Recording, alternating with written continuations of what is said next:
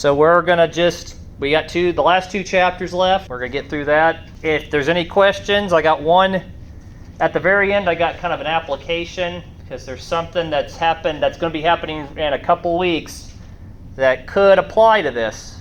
Or at least it's a good exercise in applying what we've learned to it and to how to understand the times and the seasons. And is this fanaticism or like conspiracy theory, like, oh, it's coming, it's going to happen, like not date setting, but just being aware of the how things are moving. There's a theory going around that some of the world leaders, they are trying to enact or cause the second coming of Christ to happen by reading the Bible and trying to get that stuff put into place. Like, so almost trying to control God by purposely. Like, you know, it's like, it would be like putting gasoline on something you want to burn, and it's like you're making preparations, but you're going to try to make it look like an accident kind of thing. Or like, we know this is going to happen, let's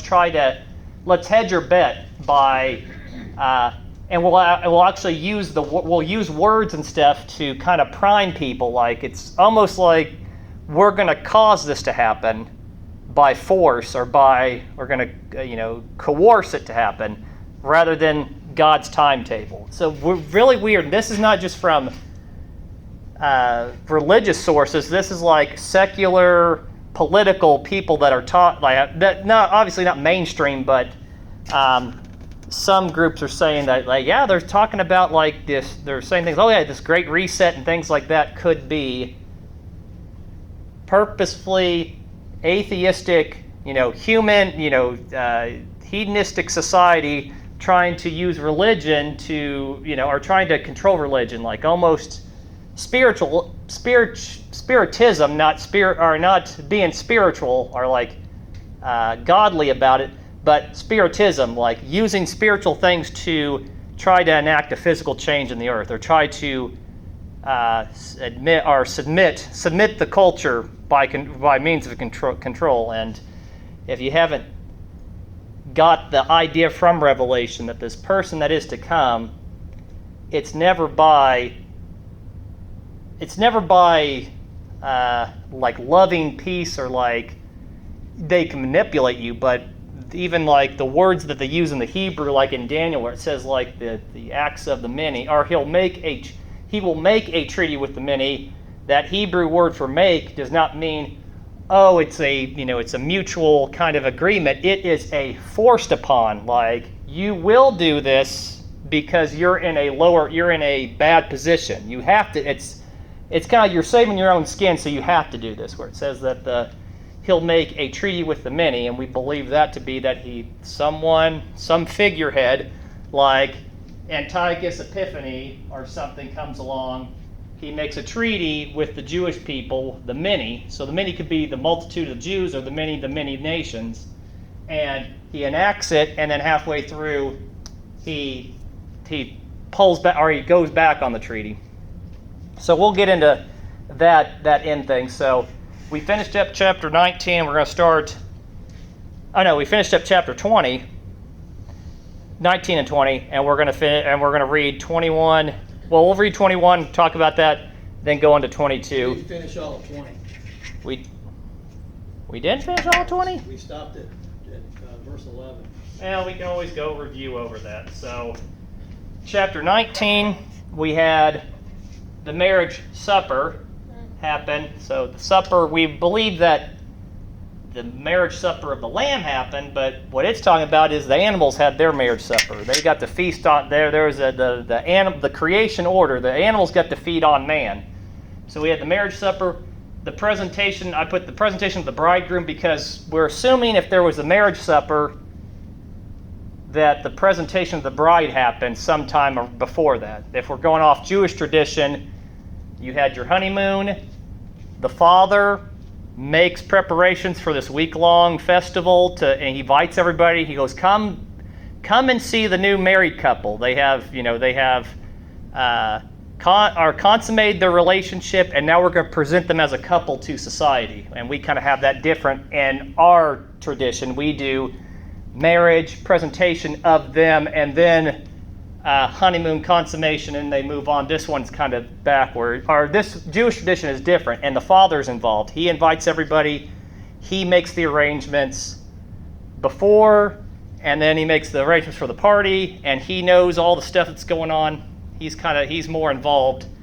And so we have the presentation of the bride and groom that happens, and then there's a 7-day party, and then there's a wedding feast for 7 days. So we have the presentation of the bridegroom, because we see that Christ comes, the coming of Christ in chapter 19, verse 11. And when he's coming, it's verse 15, 16. It says, "And he treaded the winepress of the fierce wrath of God the Almighty, and on his robe and on his thigh was written, King of Kings and Lord of Lords."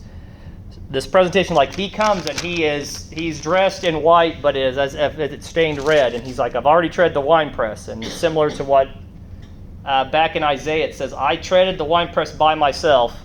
And that's the presentation of the bridegroom. He's come back from the battle. There's a big battle.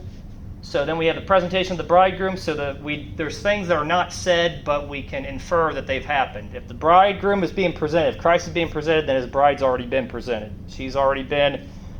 They're coming back from their honeymoon, and Christ is treading the winepress. The winepress for the marriage supper of the birds of the fowl of the air. He's treading the winepress for them, so they can get their fill. And we're assuming that the marriage supper that we assume, like, oh, we're sitting at the table and we are a part of this is happening. After that treading of the winepress and the presentation, we have the tribunal. We consider that like the disposition of Christ has conquered. What does he do with the conquered people? He's killed. Satan's been bound.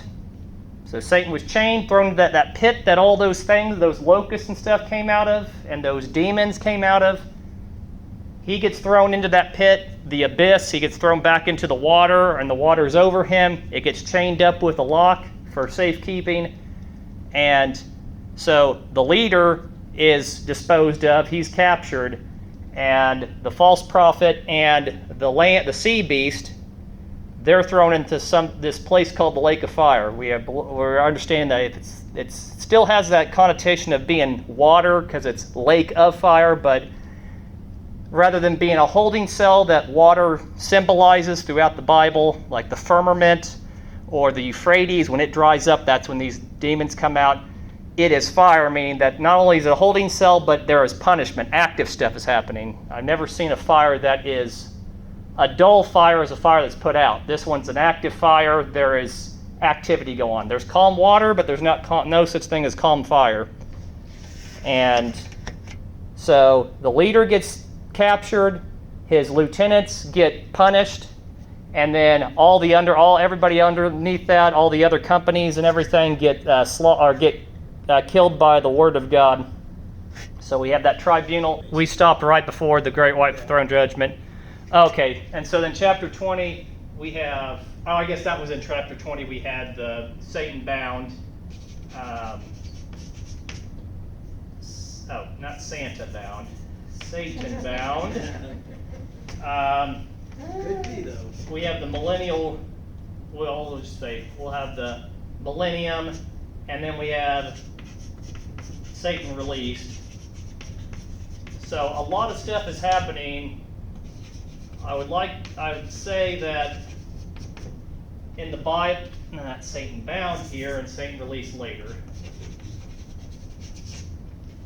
I want to say the most stuff that's ever happened in one chapter is in chapter 20. I don't think there's any other time where it's like, just kind of skim over that. 1,000 years have passed. In chapter 20, 1,000 years or more has passed. We have Satan bound, 1,000-year reign of Christ, and then Satan released, all in chapter 20. Skimmed over real quick. Like, 2 chapters were dedicated to like the seals and one chapter for horsemen and stuff, and the seals and the trumpets and the bowls. Like many chapters were dedicated to that.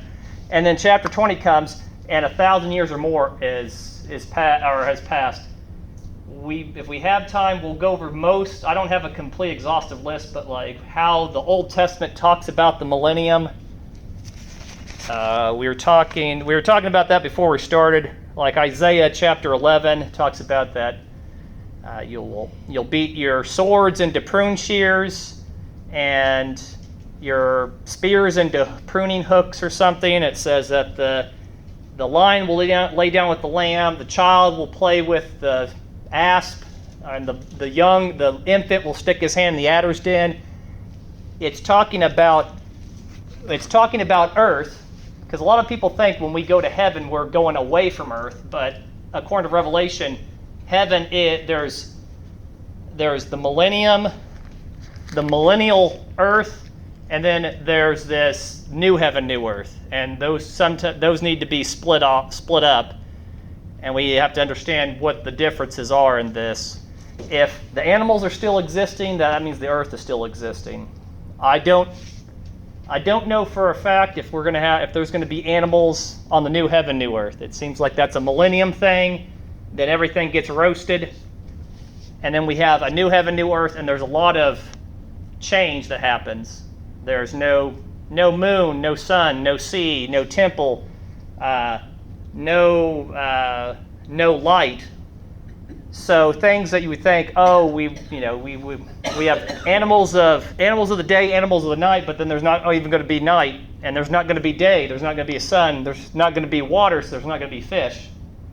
Those kind of things. So I believe since it talks about animals, that's talking about millennium, the reign of Christ reigning as King David, and the children, they're going to be playing with what we suppose poisonous animals that don't bite, because they don't have the fear of the fallen nature, or the fear of fallen nature of man anymore. There's not this fear even in the creation order, even in animals. Like they'll be able to play with snakes and they won't bite them. The lion will lay down with the lamb, so there's not this kind of we gotta eat, the predator prey kind of mentality. So we have the millennium, and then for some reason several generations pass, and they decide rather than throw away that key, they unlock Satan, and then we have another battle. So we have this other battle. The part 2 of Gog and Magog happens. Great White Throne Judgment. For the millennium, and after Satan's bound before the millennium,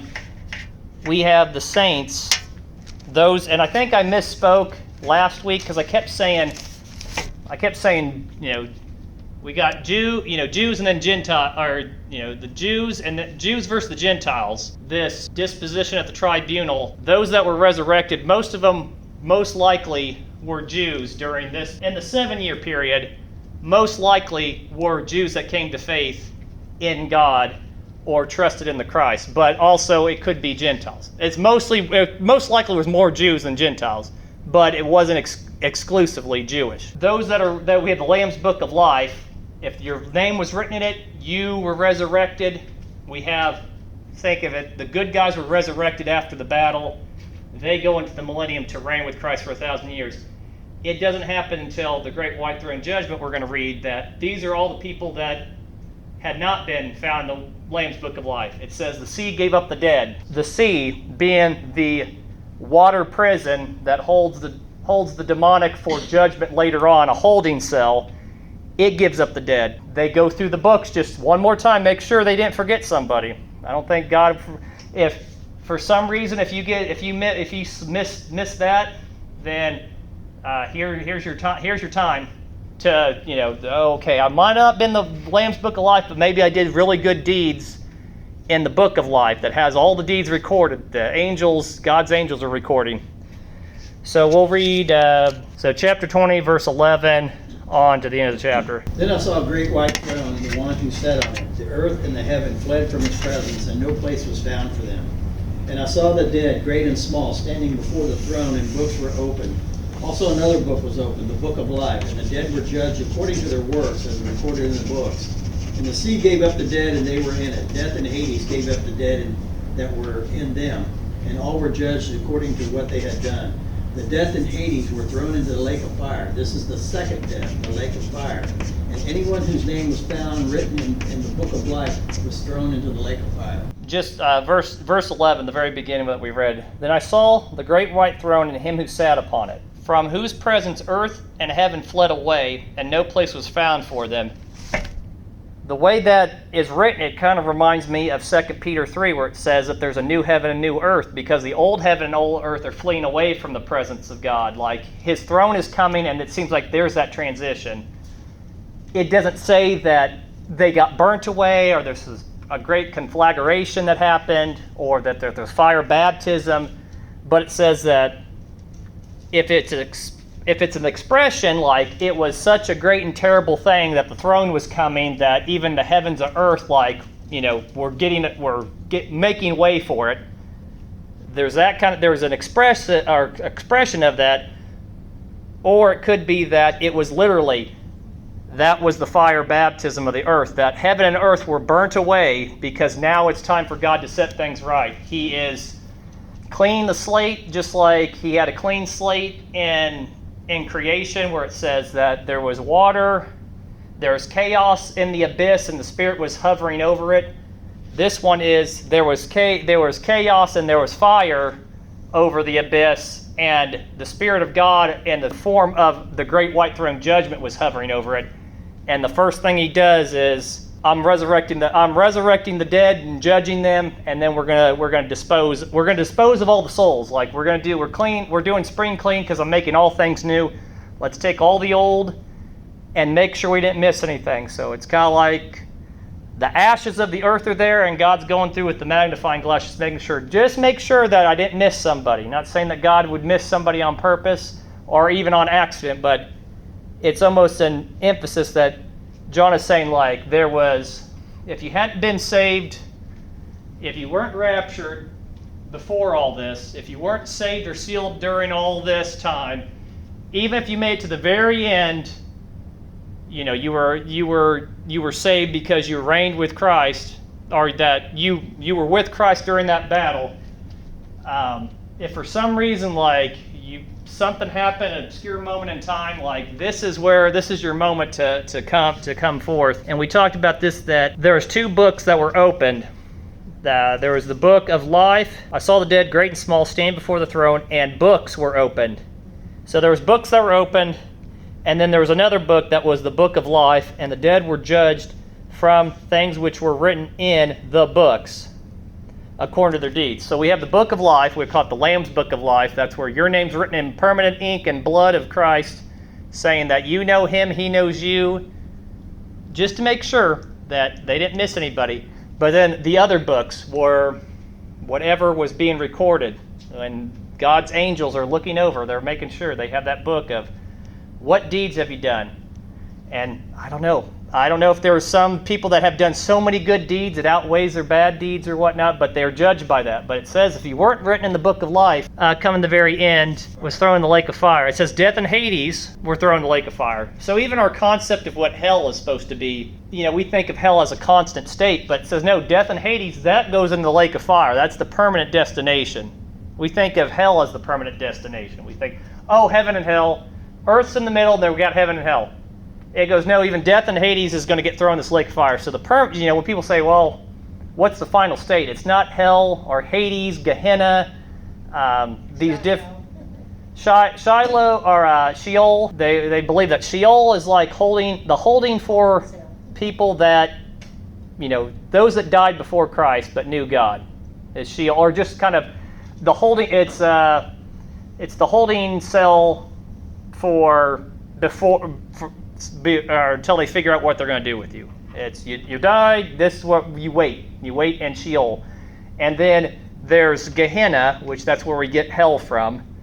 Gehenna, and then there's also the abyss, which is another holding cell for the spiritual holding cell, the waters. And so, just an idea that sometimes when we say heaven and hell, well, heaven's in the clouds, and hell is hot with fire, and that's where you're going to one place or another. It's like, well, no, you're really. Death and Hades is going to the lake of fire, and there's New Jerusalem. Now there's going to be a little bit of conflict because we're taught so much about hell, and it's away from the presence of God. But then we see that there's a lake of fire there, and this lake of fire seems to be carried over. It's talked about differently in the new heaven and new earth. It talks about Jerusalem being, the gates are never closed. It has high walls, but the gates are never closed, but nobody goes in and out of that. But it says to those that are outside, there's the weeping and gnashing of teeth, according to like Jesus' parables. When you cast out of the kingdom, it's the weeping and gnashing of teeth. And near the end, it talks about that away from the presence of God, away from his Zion, his great mountain Zion and Jerusalem, outside the presence, there is a separation, but it's not like a complete, there is a chasm of sorts, but it's not like, oh, it's annihilationism. That's what people believe. Like, well, when you die, if you died out of favor of God, then your soul gets annihilated. In God's mercy, he can't stand the suffering of his created, so he puts them out of their misery by making them cease to exist, and they don't even know they don't even know they don't exist. That's annihilationism, that you get completely destroyed. But God made us as spiritual creatures, so we have to deal with that. That it was not right when Adam and Eve became immortal or became mortal or became sinful. He said, we need to put them out of the garden, lest they take their hand upon the fruit or the tree of life and become eternal or become or never die, and they die in a sinful state. This one in that sense, God said, I have to make preparations so I can bring them back into the garden. I can bring them back into that eternal state. But I need to be able to cleanse them because God does not want us to be separated or sinful at sin, or be in sin or in the state of sin and separated and be in that eternal state. But He made us a eternal being. He made something that was supposed to continue on. He started it, and there is no end. He made us in His image. So people that say annihilationism, like, oh, when you go in the lake of fire, you burn up to the point where you're gone. There's nothing left of you. It's like, no, you're still in that state. It's more talking to that the torture or the pain or the thing. It's active and living and present. And you're present, and that's because you were made for eternal things, and you're made to have a relationship with God, but you're separated from Him. So you're not living the purpose that you were, and that's what the pain is coming from. And that there's punishment due to that, because you're receiving the due punishment for your error. Especially after all the mercies that have been, what God gave the mercies to the Jewish people all that time, the mercy through Christ, the mercies through the tribulation, all these times, there's always that door has never shut, but there's going to be this is going to be a time where it actually closes, because we're at He's making all things new, so He wants to make sure. Just think, He's sifting through the ashes just to make sure that there's not one more person that's gotten lost one way or another. Clerical error, something, He goes, I'm going to make sure. Because Christ died for all people, but it says, and He desires all to come to faith in Christ, wishing nobody to be lost, but all to come in faith in Him. But we see that there's a lot of people that don't accept that. So there's universalism, which is everyone's saved, and then there's everyone's saved because God loves His creation so much He wouldn't let them suffer. But then there's annihilationism, which is the same thing. God loves His creation; He wouldn't let them suffer, so He's going to annihilate. He's either going to save them or He's going to annihilate them. There is the good median is there's blessings and curses, and there's eternal consequences on either side. All right, so we can start reading chapter 21. Then I saw a new heaven and earth, and a new earth, for the first heaven and the first earth had passed away, and the sea was no more. And I saw the holy city, the new Jerusalem, coming out of heaven from God, prepared as a bride adorned for her husband. And I heard a loud voice from the throne saying, see, the home of God is among mortals. He will dwell with them. They will be His peoples, and God Himself will be with them. He will wipe every tear from their eyes. Death will be no more. Mourning and crying and pain will be no more. For the first things have passed away. And the one who was seated on the throne said, see, I am making all things new. Also He said, write this, for these words are trustworthy and true. Then he said to me, "It is done. I am the Alpha and Omega, the beginning and the end. To the thirsty I will give water as a gift from the spring of the water of life. Those who conquer will inherit these things, and I will be their God, and they will be my children. But as for the cowardly, the faithless, and the polluted, the murderers, the fornicators, the sorcerers, and the idolaters, and all liars, their place will be in the lake that burns with fire and sulfur, which is the second death." Then one of the seven angels who had the seven bowls full of seven last plagues came and said to me, "Come, I will show you the bride, the wife of the Lamb." And in the Spirit he carried me away to a great high mountain and showed me the holy city Jerusalem, coming down out of heaven from God. It has the glory of God and a radiance like a very rare jewel, like jasper, clear as crystal. It has a great high wall with 12 gates, and at the gates 12 angels, and on the gates are inscribed the names of the 12 tribes of Israel, of the Israelites. On the east 3 gates, on the north 3 gates, and on the south 3 gates, and on the west 3 gates. And the wall of the city has 12 foundations, and on them are the 12 names of the 12 apostles of the Lamb. The angel who talked to me had a measuring rod of gold to measure the city and its gates and walls. The city lies 4 square. It is the length that the same as the width, and he measured the city with his rod, 1,500 miles. Its length and width and height are equal. Its length. He also measured its wall, 144 cubits, by human measurement, which the angels was using. The wall was built of jasper, while the city is pure gold, clear as glass. The foundations of the wall of the city are adorned with every jewel. The first was jasper, the second sapphire, the third agate, and the fourth emerald. The fifth onyx, the sixth carnelian, the seventh chrysolite, and the eighth beryl. The ninth topaz, the 10th chrysoprase, the 11th jacinth, the 12th amethyst, and the 12 gates are 12 pearls. Each of the gates is a single pearl, and the street of the city is pure gold, transparent as glass. I saw no temple in the city, for its temple is the Lord God Almighty and the Lamb. And the city has no need of sun or moon to shine on it. The glory of God is its light, and the lamp is the Lamb. The nations will walk by its light, and the kings of the earth will bring their glory into it. Its gates will never be shut by day, and there will be no night there. People will bring into it the glory and honor of the nations, but nothing unclean will enter it, nor anyone who practices abomination or falsehood, but only those who are written in the Lamb's Book of Life. So there we come again with the Lamb's Book of Life. So if your name wasn't in the Lamb's Book of Life, you got sent to the lake of fire. And then your Lamb's Book of Life is those that come into it. It's your boarding pass. It is your ticket or your Passport. your passport. That's saying that I am a citizen. It's your citizenship is my name's in. Look in the book, my name's in there. And I think that's why some people like tradition. They say, oh, when I go to the pearly gates and St. Peter, he's going to be the bouncer or the gatekeeper, and he's going to look for my name. Like, I think that's where this comes from. I'm guessing that's Catholic tradition, or just like we think angels are babies with wings and devils are. They're red. They're in red pajamas with a spiked tail and horns. Like, it's kind of that imagery. I think that's where that comes from. It's if your name in the Lamb's Book of Life, your citizenship of, the nation is your citizenship is Christ. Like your name written in that.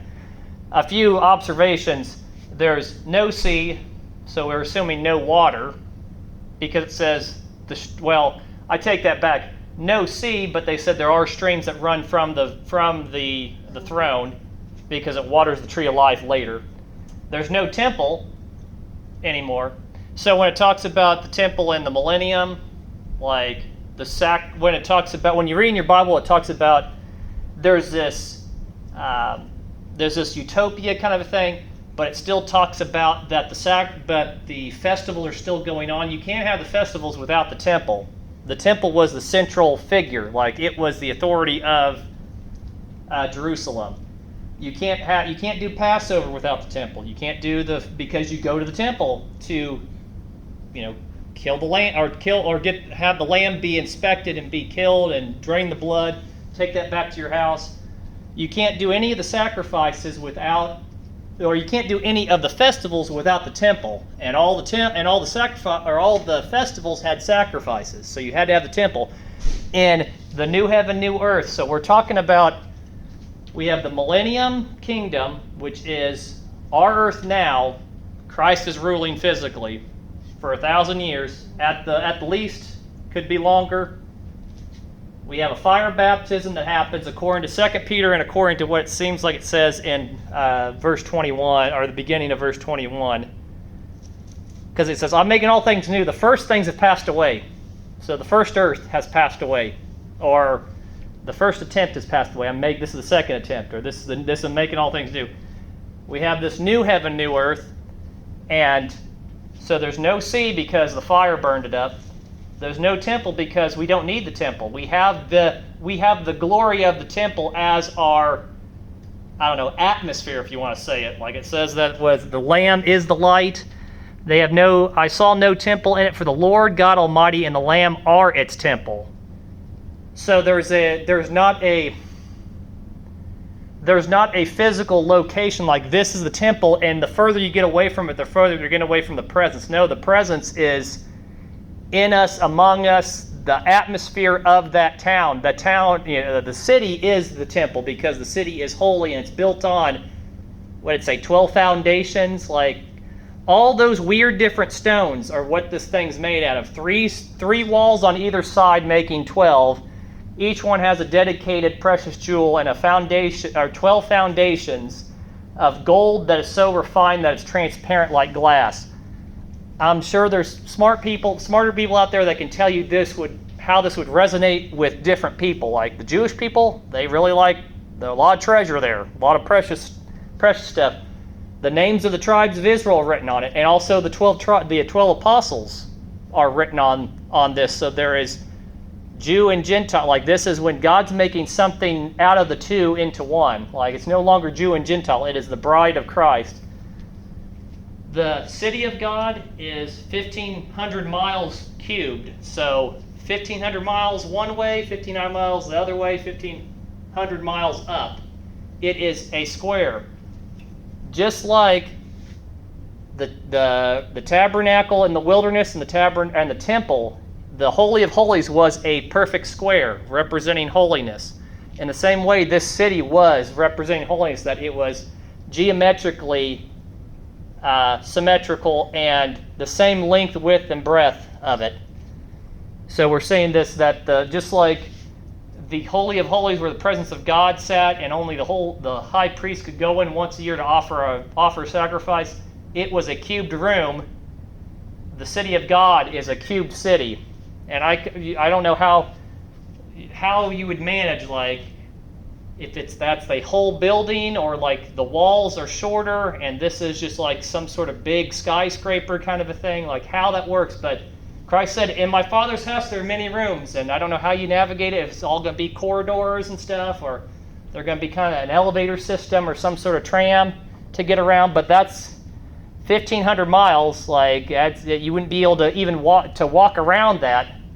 I haven't done the math, but it'd take a long time to even do that. And if you wouldn't, how to explore, like it's saying, a lot of people say they're afraid of what heaven is because they feel like it's going to be boredom because it's going to be perfect, as if we can't comprehend it. But there's a lot to explore. Yeah, I'm sure, and just to get to know your neighbors. I mean, even nowadays, just to get know your neighbors is a chore. Think about, I don't know what that'd be, an apartment complex that big, and trying to get to know everybody by their first name. Especially when they have names that only God knows and you don't. Like, that just gets even more confusing. But no temple, because the city, the people are the priests, the people are the kingdom, and the Lamb and the God are the temple. There's no sun or moon, so there's not a day or night. There's no light, because the light is the light of the sun will be the light. the S-O-N, not the S-U-N. The gates are not shut. So usually you'd think, oh, at nighttime you shut the gates. Well, there's no night or day, so the gates are open. But nobody dares leave, go outside. I think we did read about that. Now read about in verse... The gates will never be shut by day, and there will be no night there. Yeah, so the gates are always open. But and I don't know what is to be out there to explore. Like, what is the geography going to be like? Is it going to be an arid desert? Because it says in a vision he went up to the whole. This is all built on a mountain, so we're guessing that is, the old where Jerusalem was built on the Temple Mount, the mythical Mount Zion, like an actual mountain now with this big.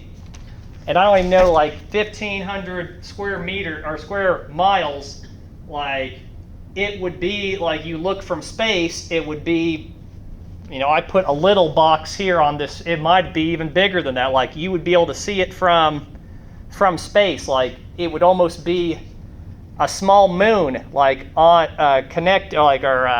conjoined to the Earth. It would, its own gravity up here would be its own atmosphere up here. Well, it doesn't say that it's a building.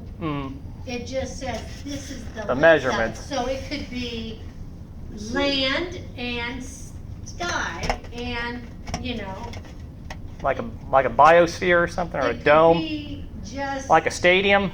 It says new heavens and the new earth is going to be in this the new dimension. Jerusalem's coming down. So it could just be the dimensions of where it's going to reside. Mm-hmm. So it could be a kingdom, and it goes up. And most ancient buildings are, I don't know, a pyramid shape. There are, a square base coming up to a point. Tower of Babel was, what's it called, a ziggurat, which is pyramid-like with a base with a ramp that goes on the outside spiraling upward. It's not like a straight, like the Mayan temples where it's straight, steep stairs up one face. It is almost a spiraling staircase that goes around the outside as it builds up to a smaller point. But this one's saying it is a perfect square in its dimensions. Something just for, I feel like John puts this in here to make a point of all the stuff, because it starts calling back to what we've already read. To him that overcomes, or I think we'll get to that where it talks about, and he will write in the moment. Okay, and those that thirst, I'll give them springs of water of life without cost. Okay, he who overcomes will inherit. So it almost sounds like to he that overcomes, like he talked about the churches way back in chapters 2 and 3. To him that overcomes will inherit these things, and I will be his God, and he will be my sons. But it says, but the cowardly, the unbelieving, the abominable, the murderers, the immoral persons, the sorcerers, the idolaters, and all liars, their part will be in the lake of fire, or the lake that burns with fire and brimstone, which is the second death. It's taught, and throughout all of Revelation, it's talking about to him that overcomes, to him that doesn't compromise, to him that is suffering even when he's doing good, that death is going to be, it most likely is going to be the end conclusion. If you don't take the mark of the beast, you're going to starve unless God sustains you, a supernatural sustaining, just like, was it Elijah? Elijah with the ravens and the water feeding him, that fed him meat, and he drank from the brook during a 3-year drought. Or the Phaeocian woman, I think that's Elijah, that they were going to eat their last bit of bread and then die. And he said, make a cake for me and then make one for yourselves, and the oil never ran out. Or Hanukkah, where they said, we only have one thing of consecrated oil and it lasts 8 days. Like if God's going to literally sustain you and you have hope in that and it happens, or you have hope in that and God says no, it's going to be your death is going to be your meal ticket in heaven, or it's going to be your passport, is your martyrdom, your blood is going to not say your blood's going to earn your citizenship, but and not that it needs to prove your. Well, it almost seems like it's going to. You need to prove this faith, or this faith needs to be proven beyond just spoken words or one action. Like, oh, I say I'm a Christian, but I'm kind of hungry, so maybe I should get that mark so I could do a little, but I won't buy too much. It's that it there is a kind of this focus, this focus that we don't really see here in the comforts of America. We're starting to kind of feel it now. I mean, it's sad when we say, oh, well, the gas prices are creeping up and we think we're suffering, but, or, oh, this inflation, or I can't get, my Amazon order's delayed and we think we're suffering for Christ through that, or, that's our affliction.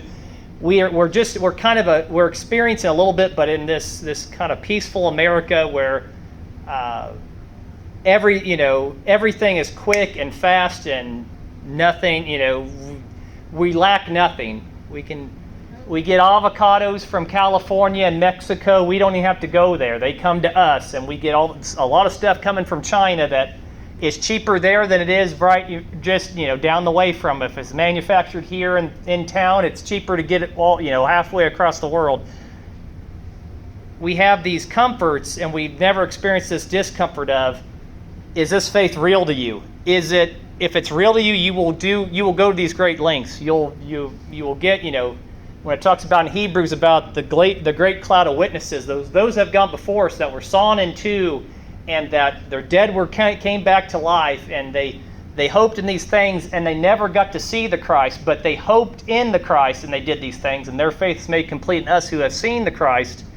And we're going to be seeing, maybe this generation, we're going to see greater things in the sense of terrible things, but we're also going to see sustaining things happen. But the first thing that John calls out to these people that are in the lake of fire, you think, oh, it's probably, the child rapists or the murderers or those that that harm the innocent. It says no, the cowardly and the unbelieving person. Those are the first two people he calls out. Then the abominable.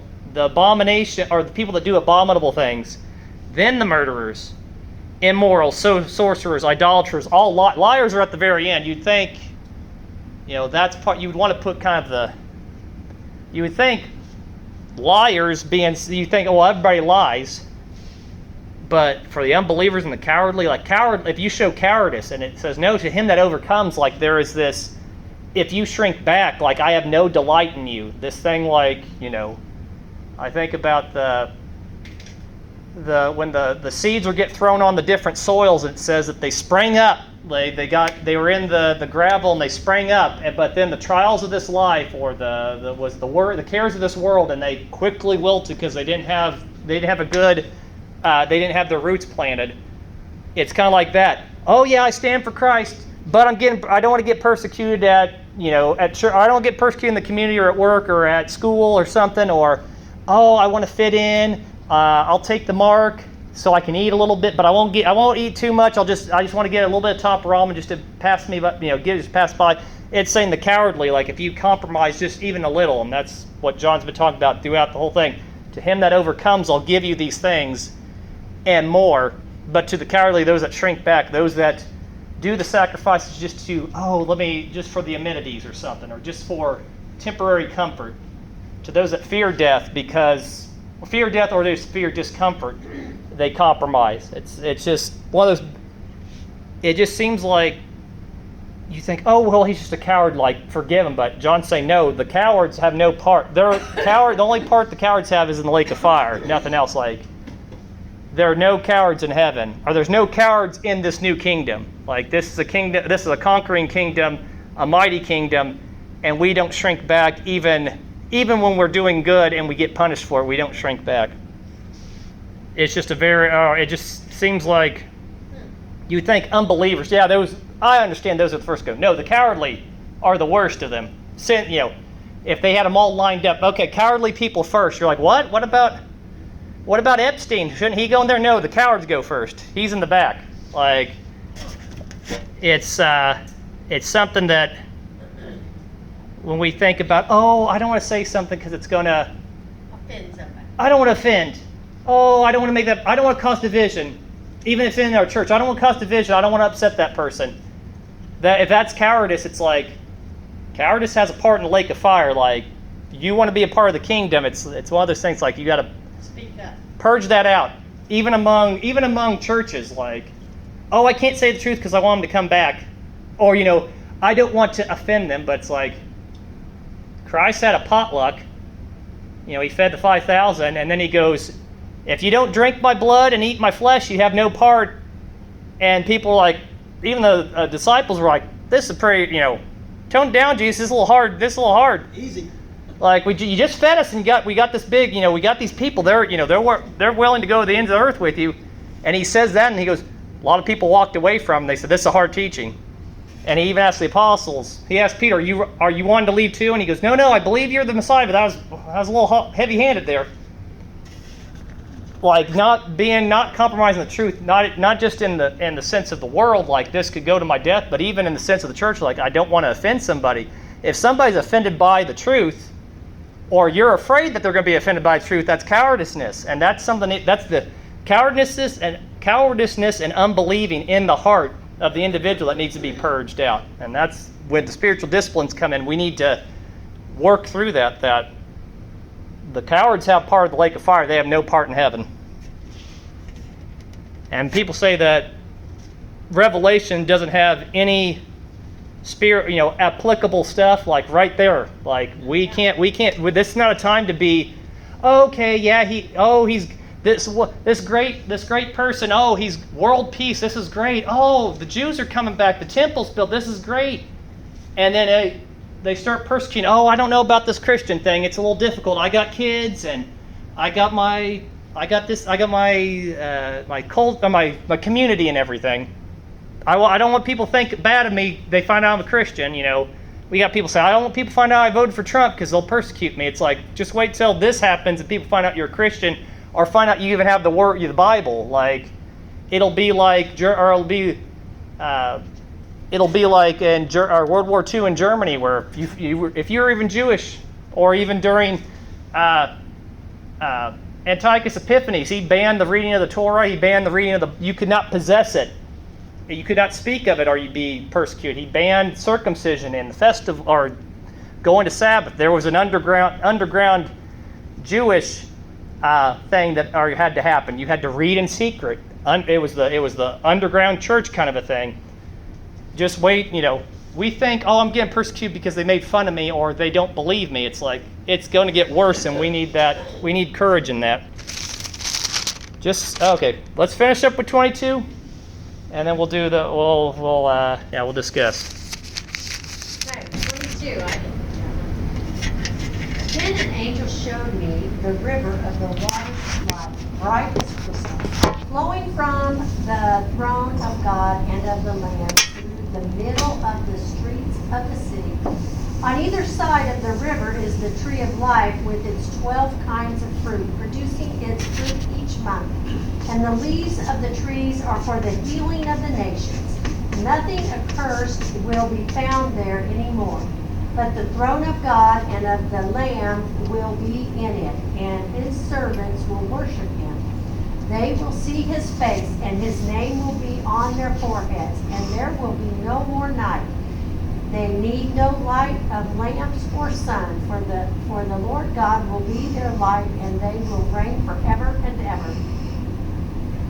And he said to me, these words are trustworthy and true, for the Lord, the God of the spirits of the prophets, have sent his angels to show his servant what must soon take place.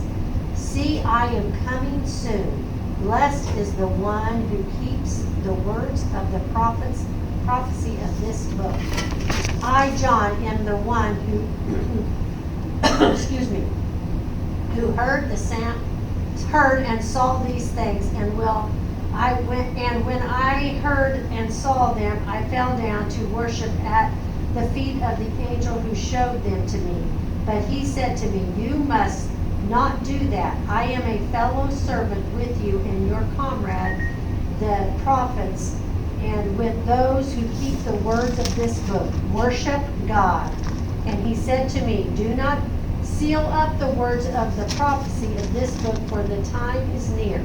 Let the evildoers still do evil, and the filthy still be filthy, and the righteous still do right, and the holy still be holy. See, I am coming soon. My reward is with me, to repay according to everyone's work. I am the Alpha and the Omega, the first and the last, the beginning and the end. Blessed are those who wash their robes, so that they will have the right to the tree of life and may enter the city by the gates. Outside are the dogs and the sorcerers and the fornicators, the murderers, the idolaters, and everyone who loves and practices falsehood. It is I, Jesus, who sent my angels to you with this testimony for the churches.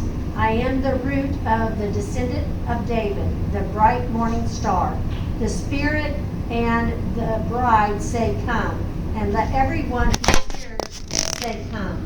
Let everyone who is thirsty come. Let anyone who wishes take the water of life as a gift.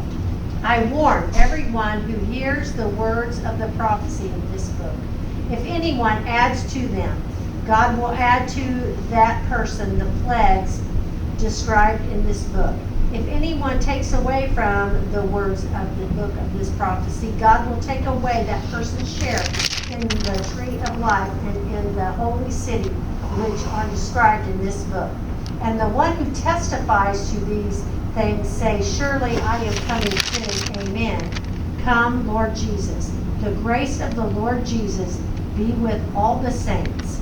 Amen. This final message, so most of it is John saying, okay, I'm writing this.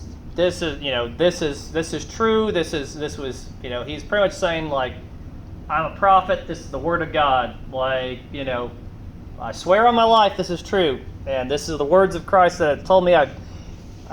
We see that the final message is, do not seal up the words of the prophecy of this book, for the time is near. Not like Daniel where it says, seal these up for a later time. This one it's saying, leave it unsealed, the time's near.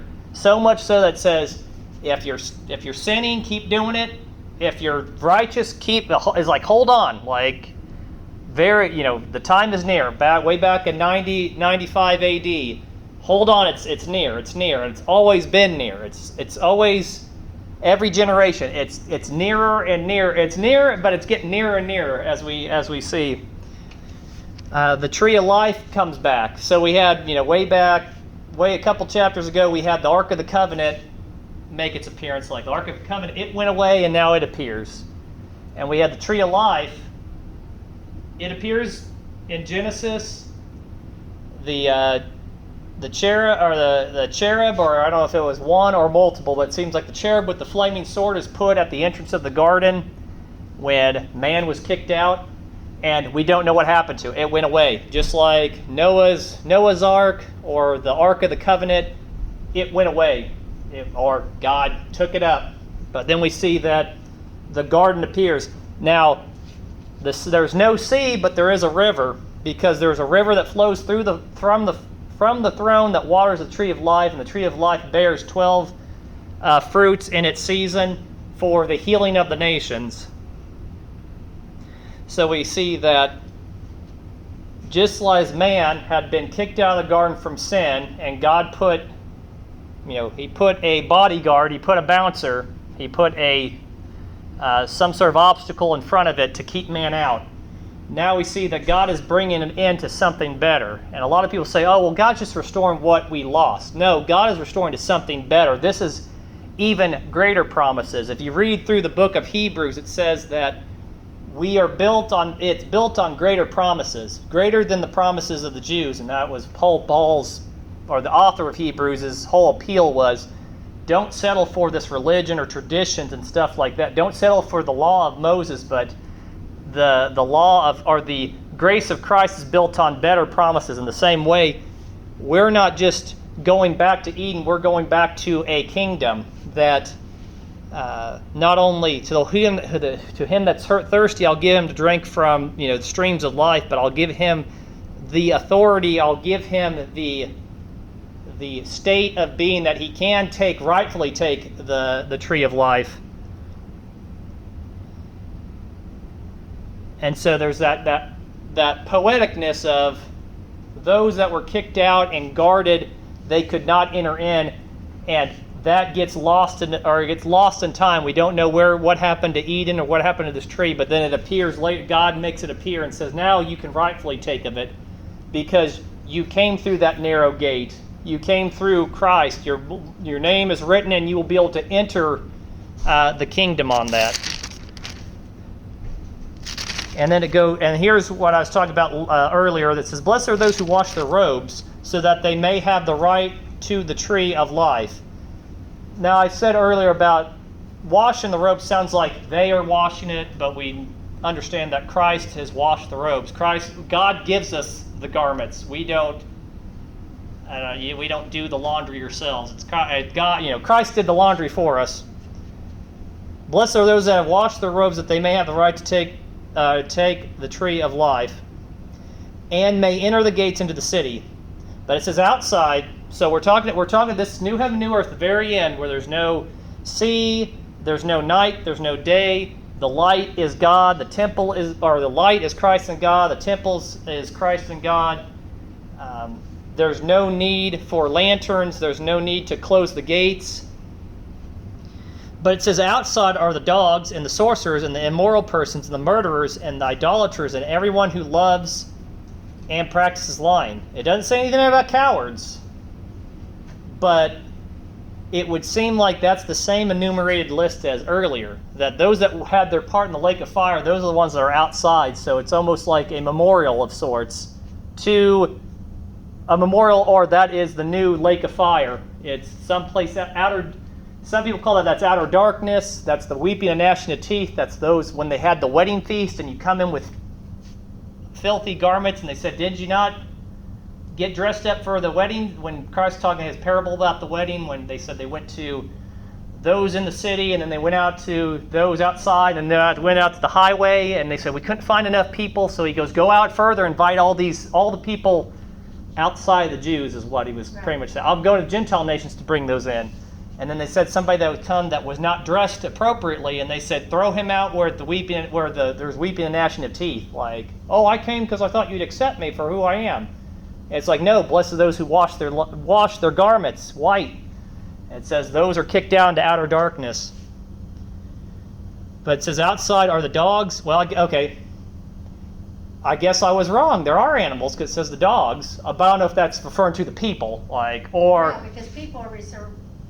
Because in Proverbs it says dogs, and they're talking about people because their actions are like dogs. Animals, yeah. It talks about an unruly spirit. They're waiting for you in hidden places to pounce on you. So animal nature kind of a thing.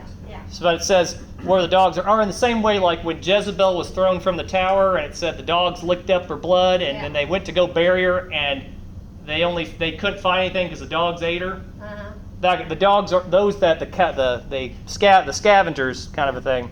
So if it's poetic, because in the Middle Eastern culture, you call somebody a dog, that's rude, or that's you're calling them less than a man, and so it could be that it's saying the dogs.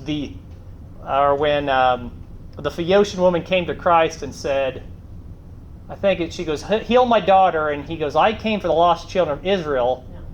Why should I give the food right for the people at the table and give it to the dogs? And she goes, well, that's true, but even the dogs get to eat off the table from the scraps that they throw.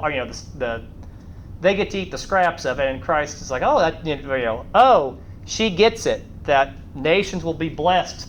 All nations will be blessed through the Jews, kind of thing. And then he healed her. I think I don't know if I'm getting two stories mixed up, but I thought it was the Phaeocian woman who came and wanted to be healed, and she said that, and healed her daughter. But in the same way, she said dogs, the Gentiles or the non-Jews, even the dogs get to eat off the table or get to eat from the scraps that they discard that they don't want, and the discards were Christ because they rejected him. she understood that all nations will be blessed through Christ, and if they don't accept the Christ, it will come to us. But in the new heaven, new earth, there's no Jew, no Gentile, no Greek, no barbarian, like male or female kind of thing. There's no division because it is a new thing. But I think that's interesting that says there's an outside. So the gates are never locked, but outside there's, I don't know, it doesn't say it's a lake of fire, but is it a marsh or a pit or like some sort of memorial for those? Can we go visit those people, kind of a thing? Like we can go out and we can come in because it says those who have the citizenship can come in, but it says, can we go out and see that? Like the glory of God through is there glory, or does God get glory knowing that He is righteous and that there's this pain and suffering brought upon the people willfully? They willfully accepted that fate that will be able to, that's still there. They're not annihilated. They're not done away with. They're not sitting the ground. They're not so far in the ground we can't see them or hear them, or we're playing our harps really loud and we can't hear them. Like there is a location for them. Well, in 27, it says it's kind of that same thing. It says that nothing unclean will enter it, talking about the new heaven, new earth. Nor anyone who practices abomination or falsehood, but only those who are written in the Lamb's Book of Life. So it seems that there's something outside. Or there's still this abomination, this falsehood can't enter in, but it's still. It's just like there. It's just like when they're doing the Day of Atonement that they have. They take two lambs and they pray over each of them and they make a decision. They cast lots and they say one of them is going to be dedicated to God as a sacrifice. The other one is going to be dedicated to Azazel, who is they tie a ribbon, they tie a scarlet cord onto the ram, and they lead him out of. He's at the temple and they lead him out of the city into the wilderness. He's the scapegoat. So I guess it was a goat. Yeah, scapegoat. And they would push him down a cliff. I don't know. I could be getting tradition mixed up. That's interesting. But the scapegoat, they say, oh, we let him out into the wilderness, and you think, okay, he's gone, he's fine. I have to read, and there's a book I've been watching the price on Amazon. It's the Talmud.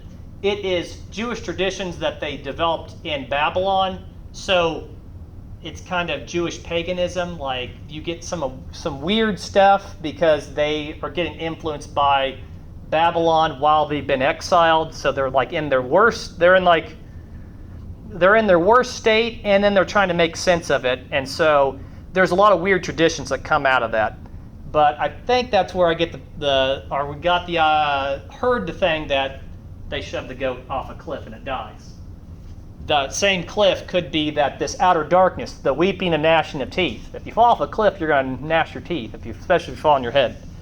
If there's a cliff or there's some sort of embankment or something where it says the unclean are.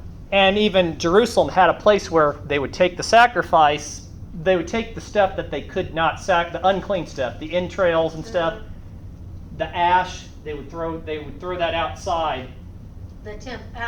Outside the town, and also the latrine was outside of Jerusalem. They had a specific, this is where you use the bathroom at, and you cast the ashes, and if you were a person of ill repute, you did your laundry and stuff there too. So it was kind of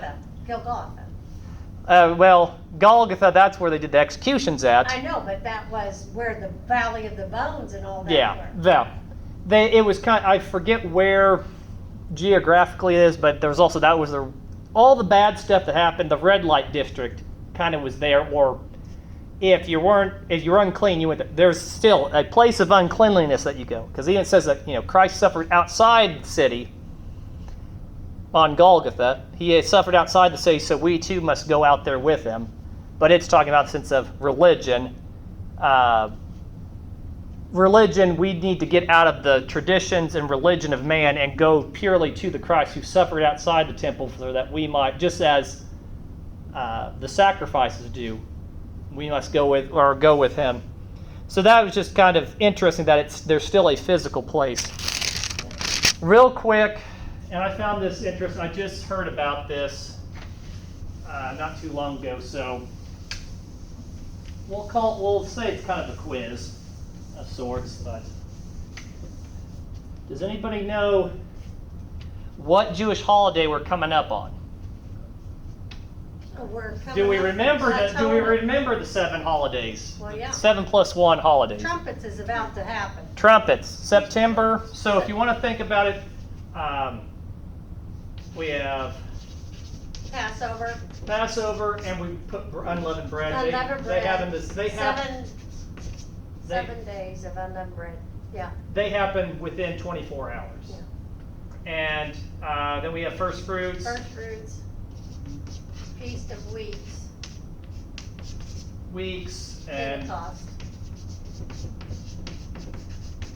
Pentecost. Then we have summer. We have harvest, which is the summer, which summer. Israel has 2 harvests. They have the barley and the wheat, Uh-huh. and then they have during the summer, they have like the olive, grapes and stuff like that. But I'm not a farmer or anything. They have 2 different seasons. They have a winter, but they don't get snow. It's just it's colder, so more moisture does something with that. So, but just think of the harvest Harvest as that's where we're at now. Gentile harvest. Trumpets. So we have Christ died at Passover, buried in the ground unleavened, rose on first fruits, Spirit came down on Pentecost. The gleaming of the Gentile nations is our summer harvest. It's 4 months of summer harvest. Trumpets. If you want to think of okay, we had the three sets of 7. We had seals, trumpets, and bowls. We have the sealing, like saving people. Mm-hmm. Then we have trumpets. What's the significance of trumpets for the Jews? Trumpets is the sounding of New Year's. It is? Yeah. Oh. For the first month, or for the month leading up to New Year's, they blow trumpets a bunch of times. So it's kind of like, think of it like they are getting ready for New Year's. They're getting ready. Like, yes, it is a call to worship. It's a call for a worship, a wedding, or war. The 3 W's. When a trumpet's blown, it's either there's a battle, there's a celebration, or there's going to, in God's case, if there's a battle and a celebration, there's going to be worship. Mm-hmm. Before, during, and after. So, trumpets is the new year. And like I said, there's like 3 different calendars for Jews.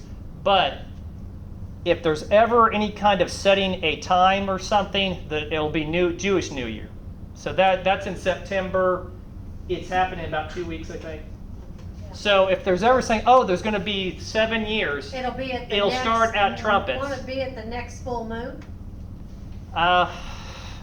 Trumpets it's on I think, okay, now you're testing me. Trumpets, I believe, is on a full moon, and then 10 days later is atonement.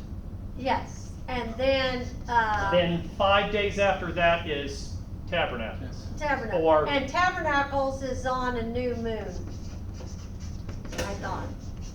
Oh, no. Or was it? First of, not Nisan. Nisan is Passover. Yeah. I forget. It's the 7th month too, the Sabbath month. But trumpets is on the 1st. 10 days later is atonement. So I say, think of seals, saving, trumpets, atonement. Wait a minute. I screwed that up.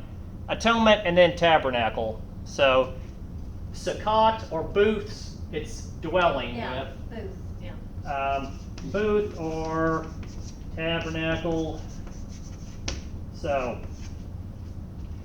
I still need to brush up on this because there's a lot of different stuff. But we know that trumpets is when, hey, we're gathering together. It's New Year's. We're going to read off a sentence, and you have 10 days to appeal it or to amend your ways because atonement's happening. Atonement is at one minute. When God is coming to judge, that's when your court is being held, whether you're going to live or die. And booths is when it's a 7-day celebration when they celebrate their time when they got out. They were wanderers in Egypt, and God dwelt among them. God dwells among them. So we went through that like Christ fulfilled all these. He's fulfilling this right now. And we have these three fall. These three fall events. And later on Hanukkah, it's a winter event.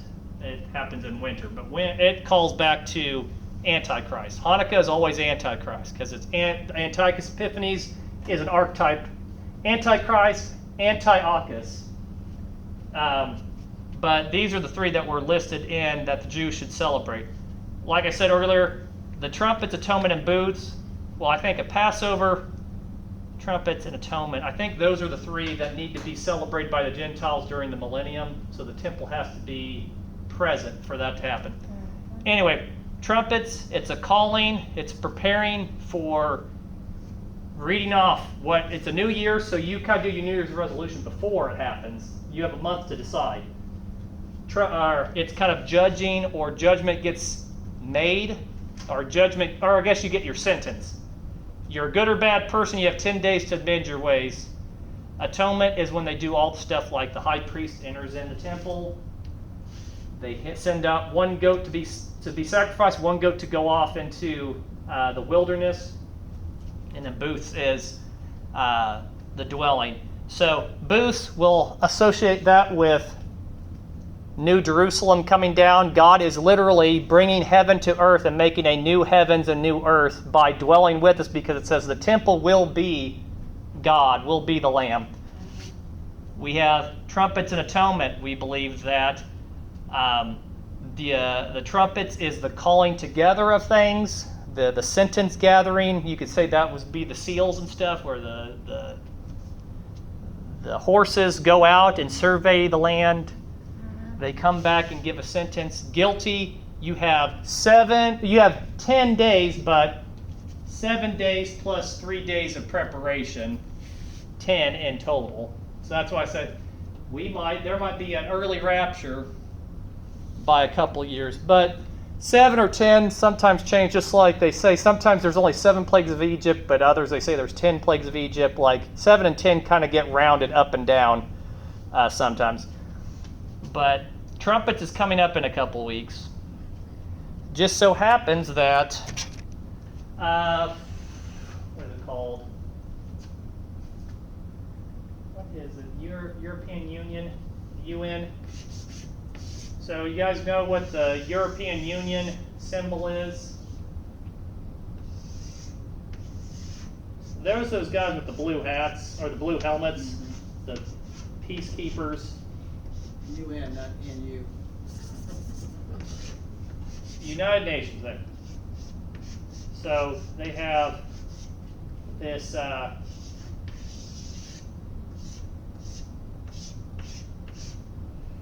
it looks like it's the globe.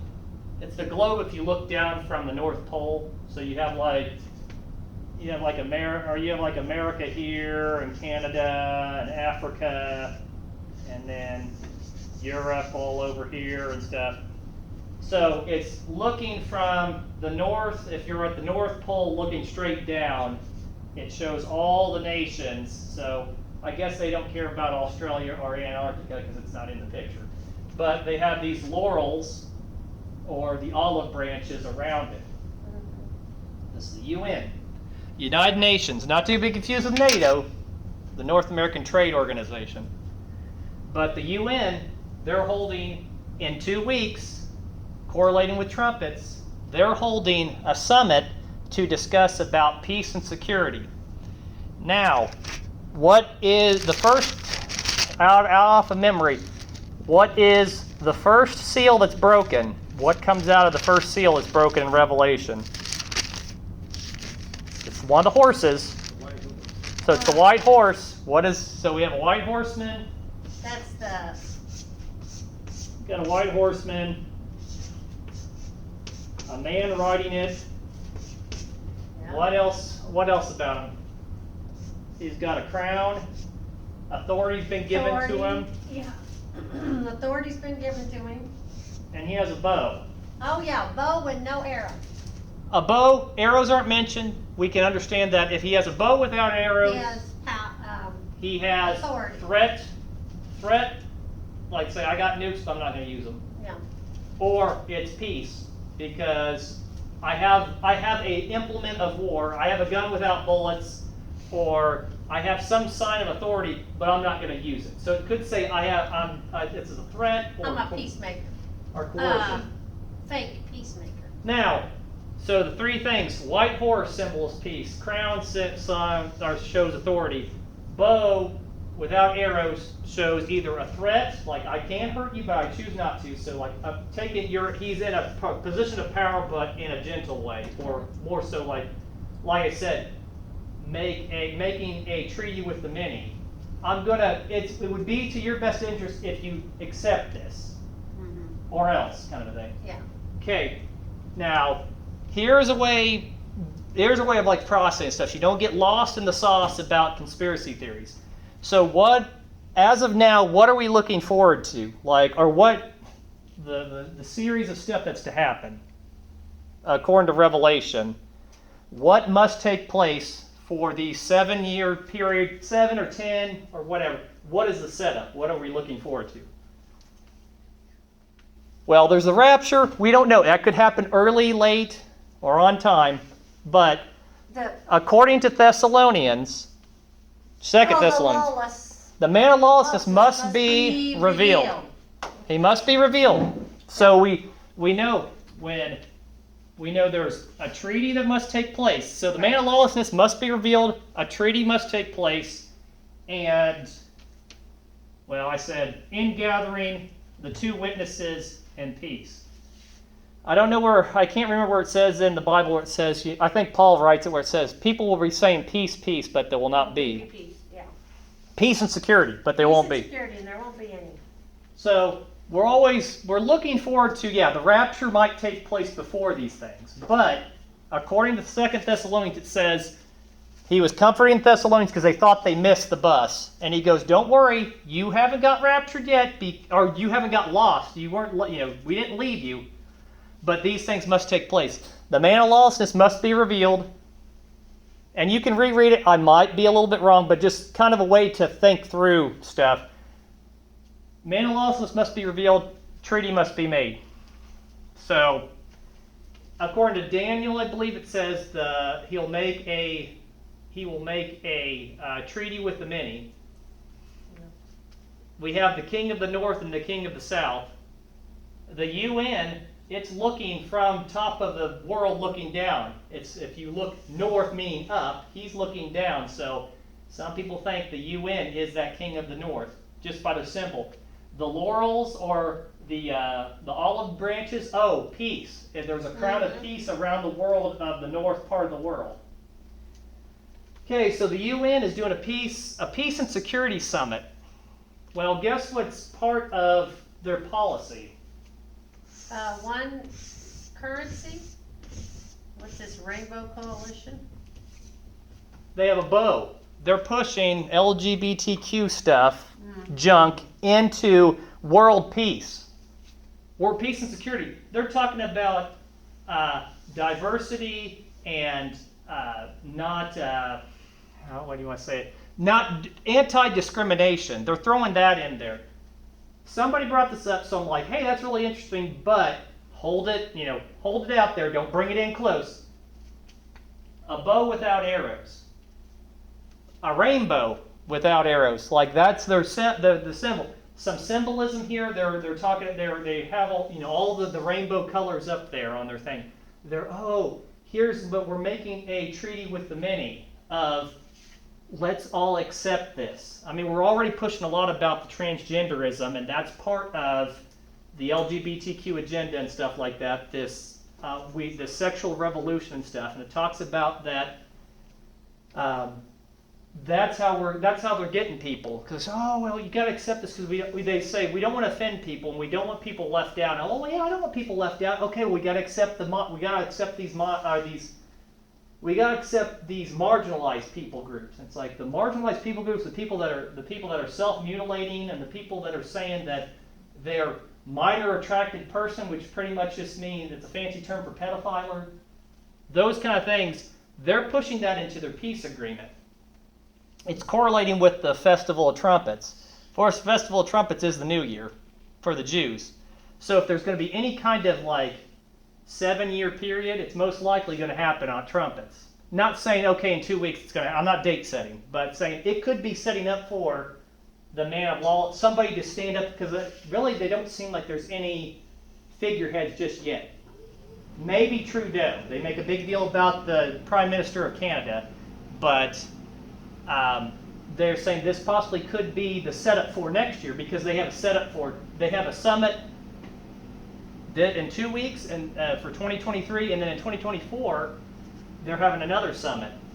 It could be a setup for that, or set the groundwork. Like, hey, we're gonna talk about this, and I think they said 2023 is the halfway point to our 2030 agenda, and a lot of people are putting a lot of stock in 2020 or 2030 as a possible, big date, because Christ died. Christ was born. Well, technically Christ was born 3-4 BC, and then he died 30 AD. Dispensationalists believe that there's six millenniums that have taken place. 4 millennium from creation to birth of Christ, 2 millennium from birth of Christ, 2 millennium from the death of Christ. There might be a little bit of play. 2 millennium from death of Christ, that'd be 2000 plus 30, 2030. Not saying that, 2023 plus 7 is 2030. We don't know. Christ was 33 when he died, so we might have a little bit of room there. I don't want to set dates or anything, but it was curious that stuff like this is happening. There was somebody with a crown, a laurel crown, that had a bow, and they're talking about peace. It could be just a big coincidence, or it could be a setup. But like I said, there's also theories that let's push for this and let's try to create pressure God so the rapture happens, or try to set, I don't know. It seems weird, but I'm like, I wouldn't put it past the lizard people to do something like that, or just people that have nothing better to do than mess up people's lives. Like, hey, why don't we just harm people, see what happens.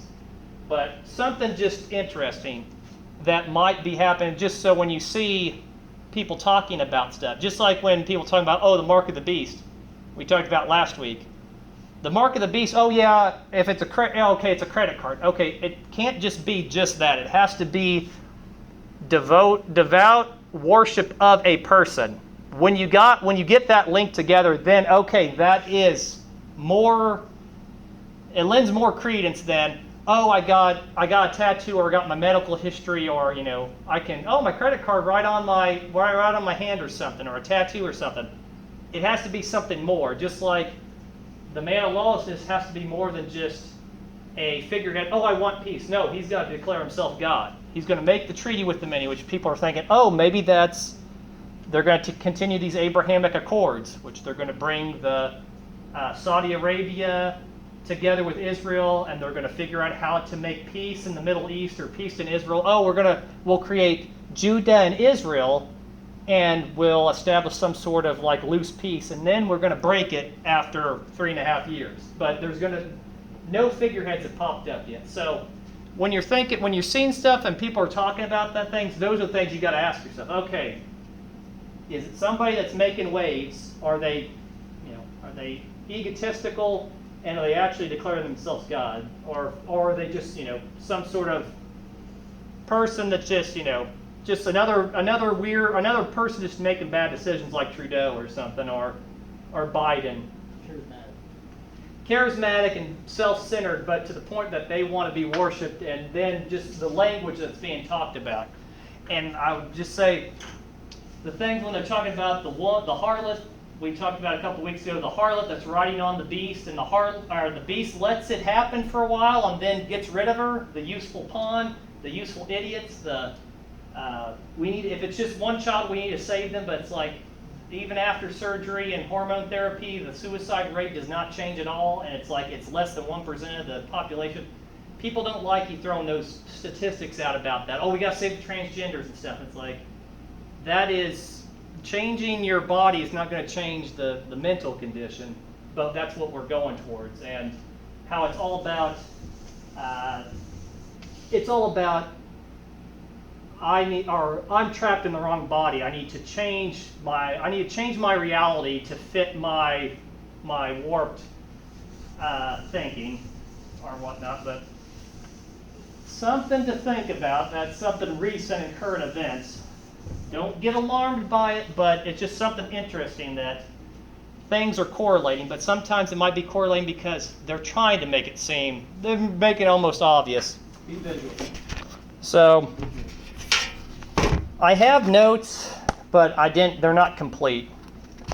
If you want further study, read through the Old Testament, especially like any book that was written during or after the exile of Israel. So, Ezekiel, Isaiah, Daniel, Zechariah, Joel, and you come across certain things like, the beat your swords into plowshares, that's Micah 4. I thought that was also with Isaiah, but like Isaiah chapters 11, 32, 35, 44, they talk about a millennial reign of Christ. But they're talking about it as if this is it's to come, but some people say, they think like, that's what the new temple's going to be. You know, they just lost their first temple. They're looking forward to the second temple. Or, in our case, the second temple's already gone. We're looking forward to a third temple. And the third temple is going to make its appearance, but it's talking about the third appearance in the millennium, not during the peace treaty and stuff like that. Just something to, when you're reading this sounds familiar. It's talking about that. And how God was encouraging his people through bad times by saying, look to the future, and how they may have missed Christ because they were looking so far into the future. They were looking at millennial reign, and then Christ shows up, and they said, you're not a military leader like David, or this, that, and the other. You're coming as you need to be riding a white horse, and you're riding a colt. You're not the government military power that we thought you were, and how they missed out.